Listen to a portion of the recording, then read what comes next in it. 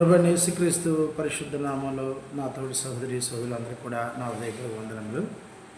ఈరోజు అంశం ఏంటంటే బుద్ధిగల కన్యకులు ఎవరు, బుద్ధి లేని కన్యకలు ఎవరు అనే విషయాన్ని మనము తేటగా నేర్చుకునే ప్రయత్నం చేద్దాం. గ్రంథం ఆధారంగా మాత్రమే, సొంత పరిజ్ఞానం కానీ సొంత జ్ఞానం కానీ మనం ఉపయోగించకూడదు. ఈ మత్తయి సువార్త 25వ అధ్యాయం 1 నుండి 13 వచనంలో బుద్ధిగల కన్యకలు, బుద్ధి లేని కన్యకలు, ఈ ఉపమానము యేసు ప్రభు యొక్క ఉద్దేశం ఏంటంటే, ఆయన ఏం చెప్పడం అంటే, ఆయన యేసు ప్రభు వారు ఎప్పుడు వస్తారనేది మానవ జాతికి దేవుడు తెలియజెప్పలేదు. ఎలా వస్తాడు, ఆయన వచ్చినప్పుడు ఈ ప్రకృతితో ఎలాంటి సూచనలు క్రియలు జరుగుతాయి అనేది గ్రంథం మనకి తెలియజెప్పింది. కానీ యేసుక్రీస్తు ప్రభు వారు మాత్రం ఎప్పుడు వస్తారనేది మాత్రం గ్రంథకర్త మనకి తెలియజెప్పలేదు. అయినప్పటికి కూడాను యేసు ప్రభువుకు ఉద్దేశం ఏంటంటే, ఆయన ఎప్పుడు వస్తానో, నేను ఎప్పుడు వస్తానో మీకు తెలియదు కాబట్టి మీరు ఖచ్చితంగా సిద్ధపాటు కలిగి ఉండాలి అనేది ఒక విషయాన్ని ఆయన చెప్పడం జరిగింది. మనం ప్రకటన గ్రంథము 25వ అధ్యాయం 7వ వచనంలో, ప్రకటన గ్రంథము 25వ అధ్యాయం 7వ వచనంలో, ఇదిగో నేను త్వరగా వచ్చుచున్నాను, ఈ గ్రంథములో ప్రవచన వాక్యములు గైకినవాడు ధన్యుడు అన్నాడు. ఇదిగో నేను త్వరగా వస్తున్నాను అన్నాడు తప్ప ఎప్పుడు వస్తాను సంగతి మాత్రం యేసు ప్రభు వారు తెలియజేయలేదు. కానీ సిద్ధపాటు కలిగి ఉండాలన్నాడు. అలాగే మనం ప్రకటన గ్రంథము 25వ అధ్యాయం 12వ వచనంలో, ఇదిగో నేను త్వరగా వచ్చుచున్నాను, వాని క్రియలు చెప్పున ప్రతి వానికి ఇచ్చుటకు నేను సిద్ధపరిచిన జీతం నా యొద్దకు ఉన్నది అన్నాడు. అలాగే ప్రకటన గ్రంథం 22వ అధ్యాయం 20వ వచనంలో, ఈ సంగతుల గురించి సాక్ష్యం ఇచ్చేవాడు అవును, త్వరగా వచ్చుచున్నానని చెప్పుచున్నాడు, ఆమెన్, ప్రభు అయిన యేసు రమ్ము అన్నాడు. అలాగే ప్రకటన గ్రంథంపై 22వ అధ్యాయం 17వ వచనంలో, ఆత్మయు పెండ్లి కుమార్తెయు రమ్ము అని చెప్పుచున్నాడు, వినువాడును రమ్ము అని చెప్పలను, దప్పికొన్న వాడిని రానిమ్ము, ఇచ్చయించు వాడిని జీవజలములను ఉచితముగా పుచ్చుకొనిమన్నారు. యేసు ప్రభు వారు చెప్పినటువంటి ఈ 3 మాటల్లో కూడా నేను త్వరగా వచ్చుచున్నాను అనే మాటలు చెప్పాడు. కానీ ఈ త్వరగా వస్తాను అని చెప్పే వ్యక్తి నేటికి ఈ 2026 సంవత్సరంలో ఈరోజు 19 డేటు, కానీ ఎంతవరకు రాలేదు. కానీ నేను త్వరగా వస్తున్నాను అన్నాడు. కానీ రాడా అంటే ఖచ్చితంగా యేసుక్రీస్తు ప్రభు వారు ఖచ్చితంగా రెండవసారి రావడం మాత్రం పక్క, అందులో ఏ డౌట్ మాత్రమూ అవసరం లేదు. కాబట్టి యేసు ప్రభు వారి యొక్క ఉద్దేశం ఏంటంటే, మత్తయి సువార్త 25వ అధ్యాయం 1-13 వచనంలో మానవులందరూ కూడాను, అనగా దేవుని చేత రక్షింపబడినటువంటి ప్రజలు, క్రీస్తు రక్తములో కడిగినటువంటి ప్రజలు, వరుడు అంటే పెండ్లి కుమారుడు, యేసుక్రీస్తు ప్రభువారు పెండ్లి కుమారుడితో పోల్చింది గ్రంథం. సంఘము అనగా వధువుతో పోల్చింది, అంటే పెండ్లి కుమార్తెతో పోల్చింది. కాబట్టి వరుడు ఎప్పుడు వస్తాడో తెలియదు ఆ రోజు. కానీ మనుషులు ఏం చేస్తారంటే సిద్ధపాటు కలిగి ఉంటారు, ఎదురు చూస్తూ ఉంటారు, పెండ్లి కుమారుడు ఎప్పుడు వస్తాడా, ఎప్పుడు వధువుకు తల్లి కడతాడా అని ఎదురు చూస్తూ ఉంటారు. అలాగే యేసు ప్రభు వారు కూడాను ఎప్పుడు వస్తారు అనేది తెలియజెప్పలేదు. కానీ రావడం మాత్రం ఖచ్చితంగా వస్తాను, కానీ వచ్చే ముందు దేవుని పిల్లని మీరు, క్రీస్తు రక్తములో కడగబడినటువంటి దేవుని ప్రజలు సిద్ధపాటు కలిగి ఉండాలని యేసు యొక్క మాటది. అపోస్తల కార్యములు 1వ అధ్యాయం 11వ వచనంలో, అపోస్తల కార్యములు 1వ అధ్యాయం 11వ వచనంలో, గలిలయ మనుషులారా, మీరు ఎందుకు నిలిచి ఆకాశం వైపు చూచున్నారు? మీ యొద్ద నుండి పరలోకమునకు చేర్చుకొనబడిన ఈ యేసే ఏ రీతిగా పరలోకమునకు వెళ్ళుట మీరు చూచితురో ఆ రీతిగానే ఆయన తిరిగి వచ్చిన వారితో చెప్పారు. అంటే యేసు ప్రభు వారు ఆరోహణమైనప్పుడు దేవదూతల ప్రత్యక్షమై మీరు ఎందుకు అలా చూస్తున్నారు అని, ఎలా వెళ్ళారు అలాగే తిరిగి వస్తారు అనే విషయాన్ని ఇక్కడ అపోస్తలులు అందరూ కూడా, మత్తయ్య గారు కానీ, లూకా గారు కానీ, మార్కు గారు కానీ, యోహాను గారు కానీ ఈ విషయాన్ని చెప్పారు. అలాగే యోహాను సువార్త 14వ అధ్యాయము 1-3 చూస్తే, యోహాను సువార్త 14:1-3 చూస్తే, మీ హృదయములను కలవరపడనీయకుడి, దేవుని యందు విశ్వాసముంచుచున్నారు, నా యందును విశ్వాసముంచుడి. నా తండ్రి ఇంట అనేక నివాసములు కలవు, లేని యెడల మీతో చెప్పుదును, మీకు స్థలము సిద్ధపరచి వెళ్ళుచున్నాను. నేను వెళ్ళి మీకు స్థలము సిద్ధపరిచిన యెడల నేనుండు స్థలంలో మీరు ఉండులాగున మరలా వచ్చి నా యొద్ద ఉంటకు మిమ్మల్ని తీసుకుపోవుదును అన్నాడు. నేను ఎందుకు వెళ్తున్నాను అంటే, దేవుని యొద్ద నివాసాలు ఉన్నాయి, ఆ నివాసాలు ఏర్పరచడానికి వెళ్తున్నాను. నాకు ఎలాగైతే ఒక నివాసం ఉందో మీరు నాతో పాటు కలిసి ఉండడానికి మీ కొరకు నేను సిద్ధపరచడానికి వెళ్తున్నాను అన్నాడు. కాబట్టి సిద్ధపాటు కలిగి ఉండమంటున్నాడు. దేవుని పట్ల ఏ విధంగా నమ్మకంతో ఉన్నావో, యేసుప్రభు కూడా తిరిగి వస్తాడు, నన్ను తీసుకెళ్తాడు అని సిద్ధపడుకుని ఉంటాడు. అది ఇప్పుడు లైవ్లో ఉన్న ఇప్పుడైనా రావచ్చు, రాకపోవచ్చు. రావడం మాత్రం ఖచ్చితంగా వస్తాడు. వచ్చేవాడు మాత్రం వచ్చే నమ్మే వ్యక్తి ఎవరైతే ఉంటారో, వచ్చే వ్యక్తి ఖచ్చితంగా వస్తాడు అని సిద్ధపడగలిగి ఉండాలని గ్రంథంగా చెప్తున్నాడు. హెబ్రీలు రాసిన పత్రిక 9:28 హెబ్రీలు రాసిన పత్రిక 9:28 అలాగనే క్రీస్తు కూడా అనేకల పాపములను భరించుటకు ఒక్కసారే అర్పింపబడి తన కొరకు కనిపెట్టుకుని ఉండువారు. ఏమన్నాడు? తన కొరకు కనిపెట్టుకుని ఉండువారిని గమనించాడు. రక్షణ నిమిత్తము పాపము లేకుండా రెండవసారి ప్రత్యక్షమగును అన్నాడు. ఎవరైతే యేసు ప్రభువు, యేసు దేవుని కుమారుని విశ్వసించి మారు మనసు బాప్తిసం పొంది ఆయన రక్తములో కడగబడి పరిశుద్ధాత్మను వరములను పొందుకొని క్రీస్తు సంఘములో చేర్చబడ్డారు, ఆ వ్యక్తి నిరీక్షణ కలిగి ఉంటాడు. ఆయన వస్తాడు, నన్ను తీసుకుని వెళ్తాడు అని ఎదురు చూస్తూ ఉంటారు, కనిపెట్టుకుని ఉంటాడు. ఎప్పుడు వస్తాడో అని కనిపెట్టుకుని ఉంటారు. ఎవరిలో? నీతిమంతులు, యేసుక్రీస్తు ప్రత్యక్షతను నమ్మేవారు, యేసుక్రీస్తు రెండవసారి వస్తారని నమ్మేవారు, దేవుడు ఒక్కడే విశ్వసించినవారు, క్రీస్తు స్వరక్తమిచ్చే సంఘములో సభ్యులుగా ఉన్నవారు మాత్రమే విశ్వాసం కలిగి ఉంటారు. ప్రకటన గ్రంథము 6-19 చూస్తే, ప్రకటన గ్రంథము 19:6-7 చూస్తే, అప్పుడు గొప్ప జలసమూహము శబ్దమును, విస్తారమైన జలమును, శబ్దమును, బలమైన ఉరుములను, శబ్దమును, పోని యొక్క స్వరము, సర్వాధికారియు ప్రభునకు మన దేవుడు ఏలుచున్నాడు, ఆయన స్తుతించుడి, గొర్రెపిల్ల వివాహోత్సవము సమయం వచ్చినది, ఆయన భార్య తన్ను తాను సిద్ధపరచుకొని ఉన్నది. చూసారా? గొర్రెపిల్ల వివాహోత్సవ సమయం వచ్చింది, ఆయన భార్య తన్ను తాను సిద్ధపరచుకున్నది కనుక మనము సంతోషపడి ఉత్సహించి ఆయన మహిమపరచదమని చెప్పగా వింటిమి. గొర్రెపిల్ల వివాహ మహోత్సవం అంటే ఏమిటి? యేసు ప్రభు యొక్క ప్రత్యక్షత, ఆయన రెండవ రాకడా. ఇప్పుడు భార్య అంటే ఏం చేయాలి? సిద్ధపడి ఉండాలి. భార్య అంటే ఎవరు? ఇక్కడ పెండ్లి కుమార్తె. ఎలా తయారు చేయాలి? అందముగా తయారు చేయాలి. ఎంత అందంగా చేయాలండి? పెండ్లి కుమారుడు వచ్చినప్పుడు వధువుని చాలా చక్కగా అందముగా తయారు చేయాలి. ఇది ఏ మాట? ఇది భౌతికమైనటువంటి ఈ అందం గురించి మాట్లాడట్లేదు, అంతరంగ స్వభావము గురించి మాట్లాడాడు. అంతరంగ స్వభావం, హృదయాలంకరణ అంటే మన నీతి క్రియలు దేవుని దృష్టికి యథార్థత కలిగి ఉండాలి. కాబట్టి సంఘము అంటే వధువు, వరుడు ప్రభు అయిన యేసుక్రీస్తు వారు. పెండ్లి కుమారుడు సిద్ధపాటుగా వధువు సంఘం అంటే, సంఘము అనగా వధువు వరుడు కొరకు సిద్ధపాటు కలిగి ఉండాలి. ఎప్పుడు వస్తాడని ఎదురు చూస్తూ ఉండాలి. వివాహ మహోత్సవం వచ్చినప్పుడు ఎదురు చూస్తూ ఉండాలి. ఆ సంఘము అందముగా, ఆత్మ సంబంధమైన సంఘముగా, నీతిగల సంఘముగా, యథార్థగల సంఘముగా, అంతరంగ స్వభావము నీట్ అండ్ క్లీన్గా, ఎక్కడ దాగు మచ్చలేనిగా అలాంటి సంఘముగా తీర్చిపడాలి. అప్పుడు ఆయన తీసుకెళ్తాడు.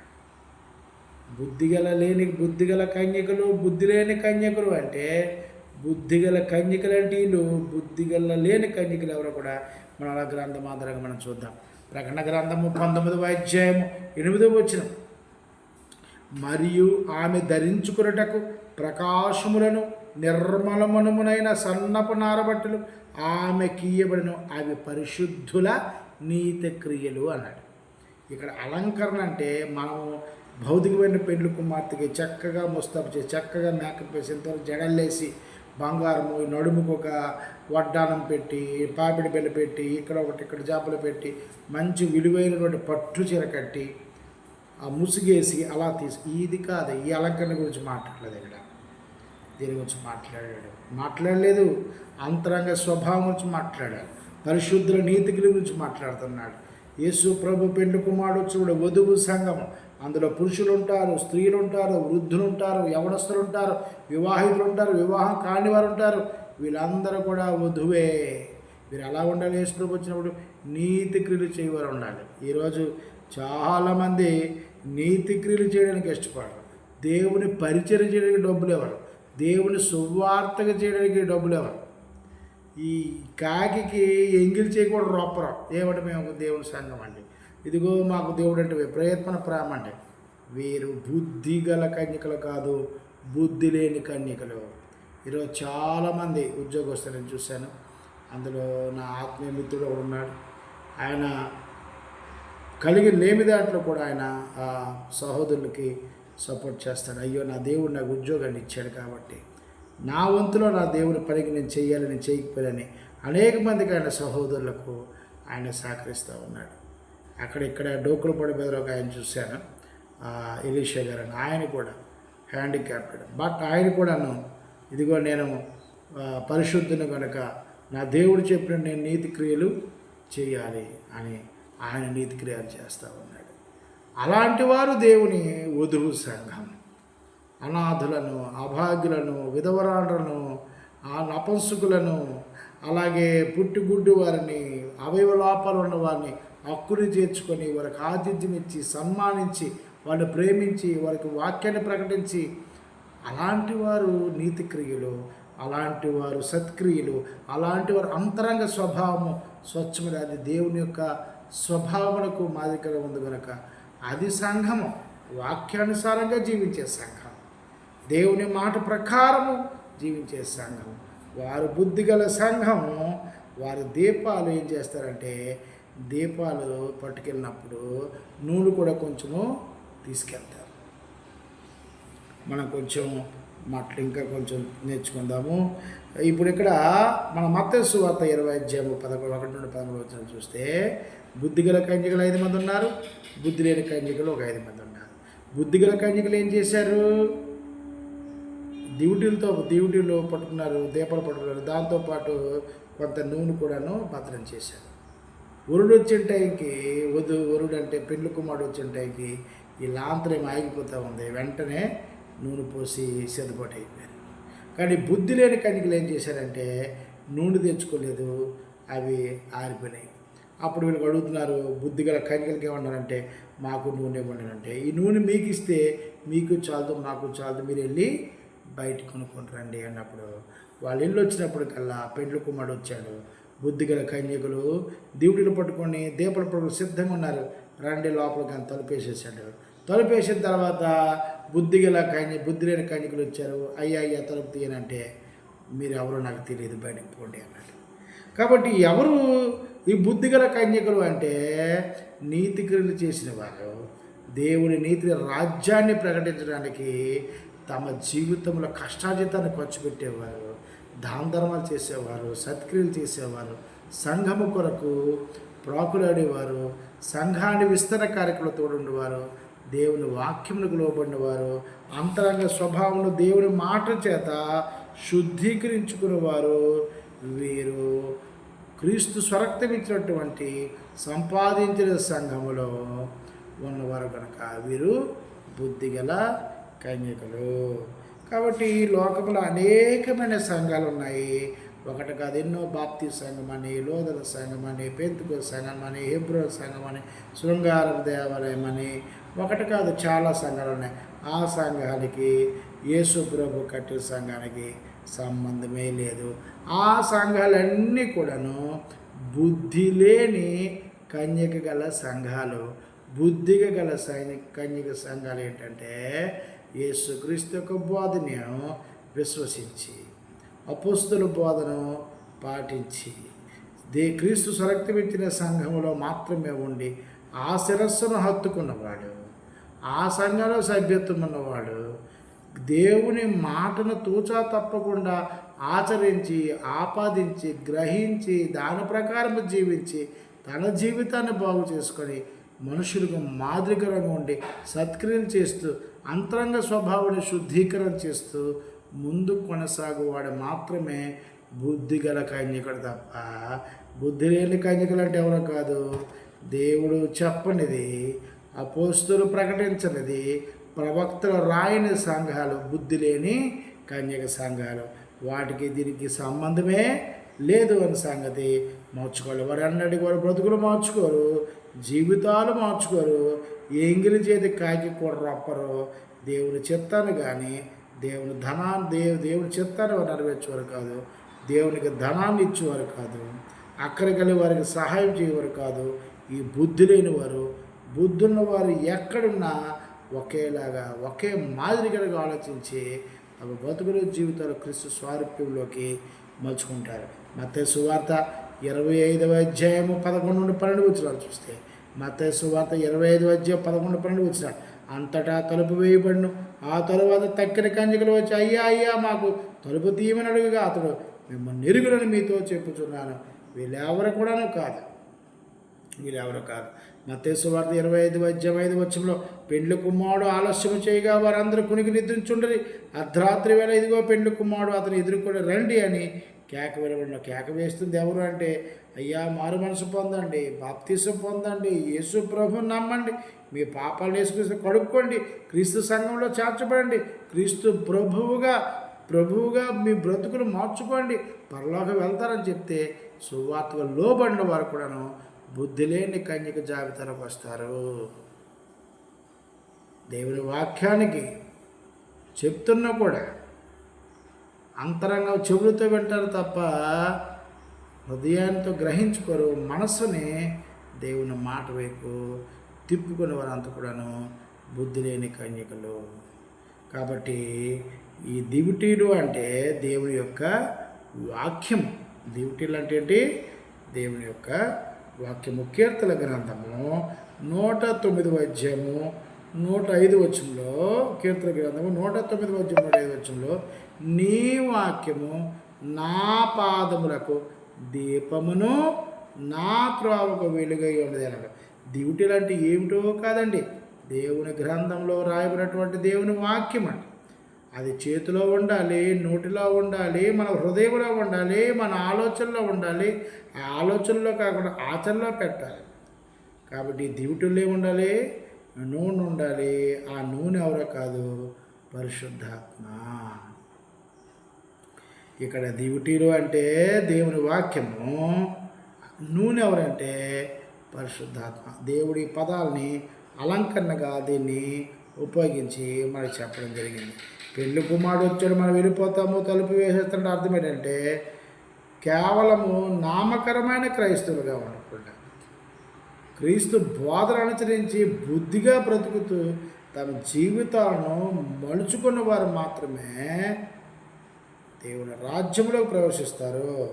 అయితే మీరు అనొచ్చు, మరి ఎందుకు ఆయన ఎంత ఆలస్యం చేస్తున్నాడు?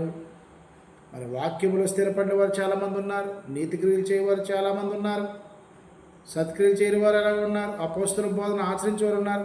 మరి ఎందుకు ఇంకా ఆలస్యం చేస్తున్నాడని అంటే 2 పేతురు రాసిన పత్రిక 3వ అధ్యాయం 9 వచనంలో, 2 పేతురు రాసిన పత్రిక 3వ 9 వచనంలో, కొందరు ఆలస్యమని ఎంచుకున్నట్లు ప్రభువు తన వాగ్దానముల గురించి ఆలస్యము చేయువాడు కాడు, కానీ ఎవడును నశింపవలనని ఇచ్చయింపగా అందరూ మారు మనసు పొందవలని కోరుచు మీ ఎడల దీర్ఘశాంతము గలవాడై ఉన్నాడు. నీ బ్రతుకుని దిద్దుకుంటావేమో, నీ జీవితం మార్చుకుంటావేమో అని నీ గురించి చూస్తున్నాడు. ఇప్పుడు ఒకే ఫ్యామిలీలో, ఇప్పుడు మా ఫ్యామిలీలో ఒక్కడనే సత్యాన్ని ఎరిగి తండ్రి ఎవరో, కుమారుడు ఎవరో, పరిశుద్ధాత్ముడు ఎవరో, నాకు విరోధి ఎవరో, నేను ఏ సంఘంలో ఉంటే నిశ్చితం చేస్తాను, ఏ బోధ వింటే నా బతుకు జీవితం మాత్రం నేను గ్రహించను. కానీ ఇంకా నాతో పాటు ఉన్నటువంటి ఈ 5గురు సంతానం కూడా ఎరక్కున్నారు. వారికి నేను ప్రకటిస్తూనే ఉన్నాను.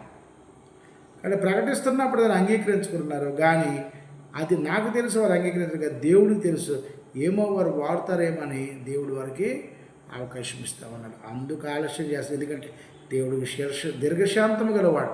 2 పేతురు రాసిన పత్రిక 3:15 2 పేతురు రాసిన పత్రిక 3:15 మరియు మన ప్రభు యొక్క దీర్ఘశాంతము రక్షణార్థమైనదని ఎంచుకున్నది. అలాగూ మన ప్రియ సహోదరైన పౌలు కూడా తనకు అనుగ్రహింపబడిన జ్ఞానము చొప్పున మీకు రాసి ఉన్నాడు అన్నాడు. అంటే నీ పట్ల దేవుడు ఏం కలిగి ఉన్నాడంటే ఆశ కలిగి ఉన్నాడు. ఆయన ప్రేమ చూపిస్తున్నాడు. కానీ మనం ఏం చేస్తున్నామంటే ఆయన ప్రేమను పూర్తిగా తెలుసుకునే ప్రయత్నం కానీ అందుకునే ప్రయత్నం కానీ చేయకుండా మనం ఇంకా దేవునికి క్షమించండి, ఇంకా దేవునికి దూరం మనుషులు చాలామంది ఉన్నారు. కానీ దేవుడు ఏమన్నాడు, వీడు ఎప్పటికైనా మారకపోతాడా అని ఎదురు చూస్తామన్నాడు.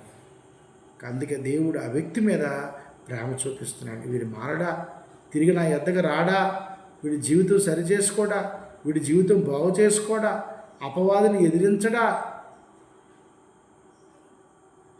దేవుడు తన పిల్లలు నరకంలో పడిపోవడం దేవుడికి ఇష్టం లేదు. కాబట్టి డ్యూటీలో అంటే దేవుని వాక్యము, ఇక నూనె అంటే పరిశుద్ధాత్మ. మత్తయి సువార్త 7:21-23 చూస్తే, మత్తయి సువార్త 7:21-23 చూస్తే, ప్రభా ప్రభా నన్ను పిలిచి ప్రతి వాడును పరలోక రాజ్యంలో ప్రవేశించును, కానీ పరలోకమందు నా తండ్రి చిత్త ప్రకారం చేయవాడే ప్రవేశించును. ఆ దినమందు అనేకులు నన్ను చూచి, ప్రభా ప్రభా మేము నీ నామమును ప్రవేశింపలేదా, నీ నామంలో దెయ్యమును వెళ్ళగొట్టలేదా, నీ నామంలో అనేకమైన అద్భుతములు చేయలేదా అని చెప్పుదురు. అప్పుడు నేను మిమ్మల్ని ఎన్నడూ ఎరుగను, అక్రమము చేయవలరా నా యొద్ద నుండి పొండనే వారితో చెప్పుదును అన్నాడు. అంటే పొండి అనే గుంపు అంతా ఎక్కడికి వెళ్తారంటే నరకానికి పొమ్మంటున్నాడు ప్రభువైన యేసుక్రీస్తు. కాబట్టి పొమ్మన్న వారంతా కూడాను బుద్ధి లేని కన్యకలు, రండి అన్న వారంతా కూడాను బుద్ధి గల కన్యకలు. కాబట్టి యేసు ప్రభువు చెప్పింది చేయకుండా, యేసు ప్రభు చెప్పిన విషయాలు ఆచరించకుండా మీ ఇష్టానుసారంగా బ్రతుకుతూ ఉంటే మీరు బుద్ధి లేని కన్యకల జాబితాలో ఉన్నారు. ఇంకా రెండోవారు ఎవరంటే దేవుని సువార్తకు లోబడిన వారు, దేవుని సత్యాన్ని గ్రహించున్నవారు. వీరు కూడాను బుద్ధి లేని కన్యకలు. మానవులు కల్పించిన పద్ధతులు దైవోపదేశుడు బోధించే డినామినేషన్లో ఉన్న వారంతా కూడాను బుద్ధి లేని కన్యకల జాబితా ఉన్నారు. వారికి యేసు ప్రభుకి ఏ సంబంధము లేదని ప్రభువే స్వయంగా తాను చెప్తున్నాడు. కాబట్టి లోకాసు వార్త 6:46 చెప్తాడు, నేను చెప్పు మాటల ప్రకారం మీరు చేయక ప్రభు అని పిలుచురా. ఎందుకు అసలు పరిశుద్ధాత్ముడిని నీలో ఉంచిందే ఆయన మాటలు నువ్వు గ్రహించడానికి, సత్యాన్ని గ్రహించడానికి. ఆ సర్వసత్యముడు నడిచి దేవుని మహాకృపను పొందుకొని యేసుక్రీస్తు ప్రభు రెండవ రాకడ ప్రత్యక్షమై తనతో శాశ్వతంగా ఉండడానికి దేవుడు అద్భుతంగా నీకు ఒక ప్లాట్ఫామ్ వేస్తే దాన్నే వద్దు అనే పరిస్థితి కలిగి ఉన్నారు ఈరోజు మనుష్యులు. కాబట్టి లోకాసు వార్త 12:40 ఏమంటాడంటే, లోకాసు వార్త 12:40 మీరు అనుకొనిన గడియలో మనిషి కుమారుడు వచ్చును కనుక మీరును సిద్ధముగా ఉండని చెప్పాను అన్నాడు. కాబట్టి సిద్ధపడి ఉండాలి సంఘం. వాక్యము ఏం చెప్పిందో ఆ వాక్యము చెవులతో వినాలి, హృదయంతో గ్రహించాలి, మనసును వాక్యం వైపు తిప్పుకోవాలి. కాబట్టి ప్రభువు ఎప్పుడు వస్తాడో మనకు తెలియదు కనుక మెలుగు కలిగి ఉండాలి. మంచి భక్తి గల జీవితాన్ని మనం కాపాడుకోవాలి. ఈ మంచి భక్తి గల జీవితము కాపాడుకోవాలంటే ఏం చేయాలి? క్రీస్తు బోధనలు వినాలి. తీతు రాసిన పత్రిక 2:13 తీతు రాసిన పత్రిక 2:13 అనగా మహాదేవుడును మన రక్షకుడునైనా యేసుక్రీస్తు మహిమ యొక్క ప్రత్యక్షత కొరకు ఎదురు చూచుచు ఈ లోకములో స్వస్థ బుద్ధితోనూ గమనించండి, నీతితోను భక్తితోను బ్రతుకుచుండవలనే మనకు బోధించుతున్నది. ఆ బోధ నేర్చుకో. స్వస్థ బుద్ధి ఉండాలి, భక్తి కావాలి, నీతి కావాలి. నేడు క్రైస్తవుడికి ఇవి లేకపోతే నీవు వధువు సంఘము కాదు, బుద్ధి లేని కన్యకల జాబితాలో వెళ్ళిపోతావు.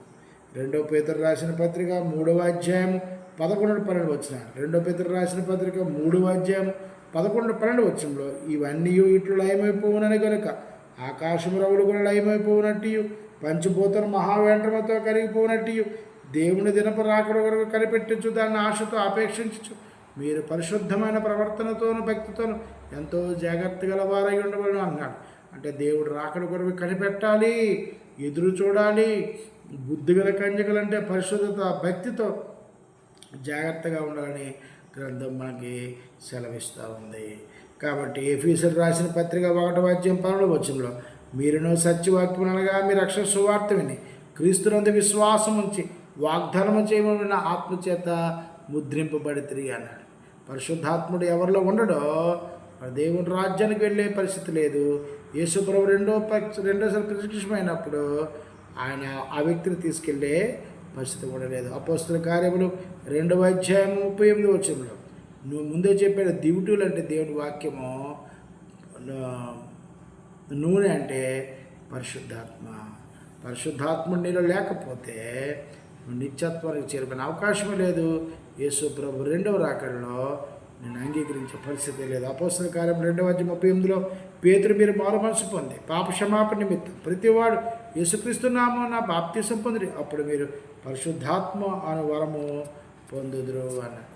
కాబట్టి ఏ వ్యక్తి అయితే యేసుక్రీస్తు దేవుని కుమారుని విశ్వసించి మారు మనసు పొంది బాప్తిసం పొందుతాడో, యేసు దేవుని చేత పంపబడిన వాడు నమ్మి మారు మనసు పొందుతాడో, యేసుక్రీస్తు నా ప్రభు అని నమ్మి మారు మనసు పొంది బాప్తిసం పొందుతాడో ఆ వ్యక్తికి పరిశుద్ధాత్మ వరము వస్తుంది. వరము అంటే నూనె. ఆయన ఏం చేస్తాడు? నిన్ను క్రీస్తు బోధనలో, తండ్రి బోధనలో సర్వసత్యం నడిపిస్తాడు. నీ పక్షంలో అబ్బా తండ్రి అని మొరపెడతాడు. ఇది సిద్ధపాటు అంటే. కాబట్టి యోహాను సువార్త 14:16-17 చూస్తే నేను తండ్రిని వేడుకొందును, మీ యొద్ద ఎల్లప్పుడూ ఉండడానికి ఆయన వేరే కాదని కర్తనగా సత్య స్వరూపంగా ఆత్మను మీకు అనుగ్రహించను. లోకం ఆయన చూడదు, ఆయన ఎరుగదు కనుక ఆయన పొందలేదు. మీరు ఆయన ఎరుగుదురు, ఆయన మీతో కూడా నివసించిన మీలో ఉండను అన్నాడు. అంటే మీలో ఉంటాడు, మీతో ఉంటాడు, మీలో నివసిస్తాడు. ఈ ఆత్మ మనకి ఏమి చేస్తుందంటే, ఈ ఆత్మను మనం ఆర్పకూడదు. అంటే ఆర్పకుండా ఉండాలి అంటే ఏం చేయకూడదు? పాపము చేయకూడదు. నూనె ఆరిపోవడం అర్థం ఏంటి? అయిపోయిందంటే పాపం చేయకూడదు. పాపం చేస్తే పరిశుద్ధాత్మ నిలిపోతాడు. ఆయన మళ్ళీ ఉండివాడు, నివాసం చేయవాడు, క్రీస్తు బలతో సర్వసత్యంలోకి నడిపిస్తూ దైవ స్వభావాన్ని స్వరూపంలోకి తీసుకొచ్చేవాడు. అలాంటి వాడిని దుఃఖపరచుకోడు. అందుకంటాడు ఎఫెసీయులకు రాసిన పత్రిక 5:18 ఎఫెసీయులకు రాసిన పత్రిక 5:18 మరియు మద్యముతో మత్తులై ఉండకుడి, దానిలో దుర్వ్యాపారము కలదు, అయితే ఆత్మపురులయ్యుండుడి అన్నాడు. ఆత్మపురులుగా ఉండడం అంటే మన చూపులు, మన మాటలు, మన నడత అన్నీ పరిశుద్ధాత్మ స్వాధీనంలో ఉండాలి తప్ప భౌతికమైన మనుషుల రీతిగా ఉండకూడదు. అపోస్తలుల కార్యంలో 4:8 పేతురు పరిశుద్ధాత్మతో నిండిన వాడు ఎట్లైనా నూనె అంటే పరిశుద్ధాత్మ, దివిటీలు అంటే దేవుని వాక్యం. ఈ రెండు ఉండాలి. వాక్యం లేకపోతే నీవు ఏది సత్యమో ఏది అసత్యమో గ్రహించలేవు. ఈ రెండు గ్రహించాలంటే నూనె ఉండాలి. ఆ నూనె పరిశుద్ధాత్మ. ఏది సత్యమో ఏది అసత్యమో గ్రహించే ఆలోచన పుట్టించేది ఆయనే, సర్వసత్యం నడిపించేది ఆయన. అపోస్తలుల కార్యం 4:31 వారు ప్రార్థన చేయగానే వారి కూడిన చోట నుండి చోట కంపించినప్పుడు వారందరూ పరిశుద్ధాత్మ నుండి వారు దేవుని వాక్యమును ధైర్యంగా బోధించిన. పరిశుద్ధాత్మను ఏం చేస్తాడంటే సర్వసత్యమును నడిపిస్తాడు. ఏది దేవుడు అనబడనో, దేని పూజించకూడదు అనేది ఆయన నేర్పిస్తాడు. అపోస్తలుల కార్యంలో 6:5 ఈ మాట జనసమూహమంతటికి ఇష్టమైనందున వారి విశ్వాసంతోనూ పరిశుద్ధాత్మతోనూ నిండుకొనిన వాడైన స్తెఫను అన్నాడు. అలాగే అపోస్తలుల కార్యం 9:17 అననీయ వెళ్ళి ఆయన ప్రవేశించి అతని మీద చేతులుంచి సౌలా సహోదరుడా, నీ వచ్చిన మార్గంలో నీకు కనబడిన ప్రభువైన యేసు నీవు దృష్టి పొంది పరిశుద్ధాత్మతో నింపబడినట్లు నన్ను పంపి ఉన్నాడని చెప్పి నింపడమనంటే పరిశుద్ధాత్మతో నింపబడము. కేకలేస్తూ వచ్చింది. ఇప్పుడు ఈ మధ్యన మనుషులు కట్టిన సంఘాలు అంటే మ్యాన్మేడ్ చర్చెస్లో, బుద్ధి లేని కన్యక సంఘాల్లో మ్యాన్మేడ్ చర్చెస్లో ఏం చేసిన దెబ్బ దెబ్బ దెబ్బ దెబ్బ దెబ్బ దెబ్బ దెబ్బ హా హా హా హా హా హా అనగానే ఒక భాష దెయ్యం భాష మాట్లాడతారు, అందరు గెంతులేస్తారు, ఇదిగో పరిశుద్ధాత్ముడు వచ్చిందని అంటారు. ఆ శబ్దలాగా తిరిగిపోయింది. ఇది కాదు, అది నూనె కాదు, అది బుద్ధి లేని కన్యకలు, మ్యాన్మేడ్ చర్చెస్. మానవులు కల్పించిన పద్ధతులు. ఇక్కడ ఏమంటున్నాడు? పరిశుద్ధాత్మ నింపబడ్డాడు, నన్ను పంపి ఉన్నాడని చెప్పినాను. పరిశుద్ధాత్మతో నింపబడ్డం అంటే ఏంటి? మన మాటలు, మన తలంపులు, మన ఆలోచనలు అన్నీ కూడా ఆయన స్వాధీనంలో ఉండాలి. అంతేగాని డ్రమ్ములు వాయిస్తే వచ్చి వెళ్ళిపోయేది కాదు, గెంతులు వేయించేది అంతకంటే కాదు. న్యాయాధిపతులు 6వ అధ్యాయం 34 యెహోవాత్మ గిద్యోనును ఆవేశించెను అని అంటారు. న్యాయాధిపతులు 11వ అధ్యాయం 29 వచనంలో యెహోవాత్మ యెఫ్తా మీదకి రాగా అని ఉంటుంది. న్యాయాధిపతులు 13వ అధ్యాయం 25 వచనంలో మరియు యెహోవాత్మ జొర్యాకును వచ్చిన అంటాడు. ఎవరో యెహోవాత్మ అంటే పరిశుద్ధాత్మ. న్యాయాధిపతులు 14వ అధ్యాయం 6వ వచనంలో యెహోవాత్మను ప్రేరేపింపగా అతని చేతిలో ఏమీ లేకపోయినను ఒకడు మేక పిల్లలు చీల్చిన తను దాన్ని చీల్చిన, అతడు తాను చేసిన తన తల్లిదండ్రులను చెప్పలేదు. ఎవరైతేనో సంసోను. న్యాయాధిపతులు 14వ అధ్యాయం 19 వచనం యెహోవాత్మ మీదకి మరలా రాగా అతడు అస్కేలోని పోయి వాళ్ళ 30 మందిని చంపి అని ఉంటుంది. న్యాయాధిపతులు 15వ అధ్యాయం 14 వచనంలో అతడు లేహీకి వచ్చే వరకు ఫిలిస్తీన్ అతను ఎదుర్కొని కేకలు వేయగా యెహోవాత్మ మీదకి బలముగా వచ్చినందున. నూనె అంటే పరిశుద్ధాత్మ. అలంకరిగా చెప్పడం వాళ్ళందరిలో పరిశుద్ధాత్మ ఉన్నాడు కాబట్టి ఆ కార్యాలు వాళ్ళు చేయగలిగారు. అలాగే జకరియా గ్రంథము 4వ అధ్యాయం 6వ వచనంలో అప్పుడు అతడు నాతో ఇట్లను జెరుబ్బేలునకు ప్రత్యక్షమగు యెహోవా వాక్కిదే, శక్తి చేతనైనో బలము చేతనైనా కాక నా ఆత్మ చేతనే ఇది జరుగునని సైన్యములకు అధిపతికి యెహోవా సెలవిచ్చుచున్నాడు అన్నాడు. అంటే ఇలా మనం ఆలోచన చేస్తే పరిశుద్ధాత్ముడు అనే వరము మనం బాప్తీసం పొందిన తర్వాత అది మనకి ఉచితంగా లభించింది. అది మనం కొనుక్కుంటూ వచ్చేది రాలేదు, డ్రమ్ములు కొడుతూ వచ్చేది కాదు. ఇది దేవుడు ఉచితంగా మనకి ఇచ్చాడు. వరాలు ఇవ్వలేదు, వరం ఇచ్చాడంటే గిఫ్ట్గా ఇచ్చాడు. ఆయన పని ఏంటంటే మన సర్వసత్యంలోకి నడిపిస్తాడు. యేసు ప్రభు యొక్క రాకడ ప్రత్యక్షత కొరకు మనకి సిద్ధపాటు చేస్తాడు. దైవ స్వభావంలో నడిపిస్తాడు. బుద్ధిగల కన్యగల జాబితాలోకి మనల్ని చేర్చుతాడు. అలాగే 1 సమూయేలు గ్రంథము 10వ అధ్యాయం 6వ వచనంలో యెహోవా నీ మీదకి బలముగా దిగి వచ్చును, నీవు వారితో కలిసి ప్రకటన చేయుచుండగా నీకు క్రొత్త మనసు వచ్చును అన్నాడు. అంటే ఇక్కడ సౌలు పరిశుద్ధాత్మతో నింపబడిన వాడని గ్రంథం చెప్తుంది. అదే సౌలు పాపం చేస్తే పరిశుద్ధాత్మ వెళ్ళిపోయిన తర్వాత అపవాది యొక్క ఆత్మ వచ్చిందన్న సంగతి గ్రంథం కూడా సెలవిచ్చింది. 1 సమూయేలు గ్రంథము 11వ అధ్యాయం 6వ వచనంలో సౌల వర్తమానం వినగానే దేవుని ఆత్మ అతని మీదకి బలముగా వచ్చెను అన్నాడు. రాజులలో మొదటి రాజు ఎవరు?